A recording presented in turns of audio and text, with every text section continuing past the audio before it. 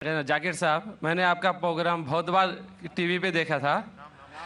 मेरा नाम गोविंद तिवारी है। मैं कॉलेज में प्रोफेसर हूँ।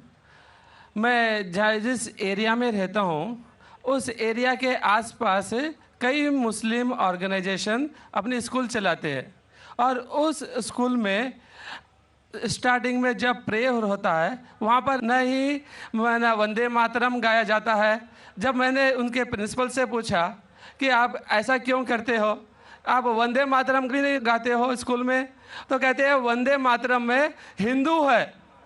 और उनकी स्कूल में, कई स्कूलों में हिंदी भाषा ही नहीं है, हिंदी ही नहीं पढ़ाया जाता। और उनके कहा ना देशभक्ति की कुछ भी पढ़ाने के लिए वे कतराते हैं।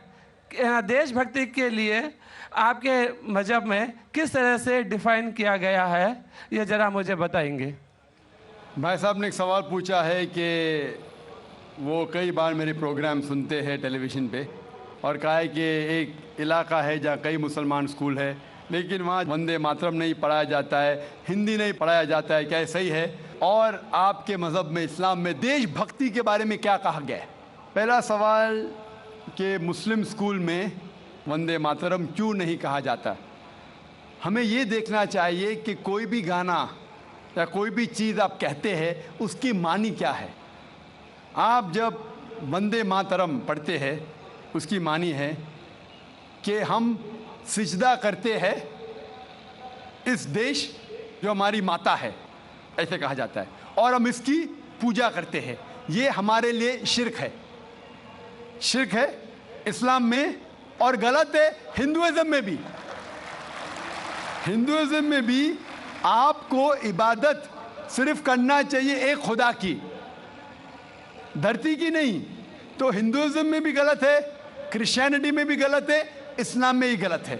लेकिन आम हिंदू अपने मज़हब को नहीं जानते, अपनी मजहबी किताबें नहीं पढ़े हैं, इसीलिए कोई भी आप गाना गाते हैं अगर उसके मानी खुदा के ख़िलाफ़ है, अल्लाह सुब्हानहू व तआला के ख़िलाफ़ है, भगवान के ख़िलाफ़ है, तो ऐसा गाना गाना गलत है।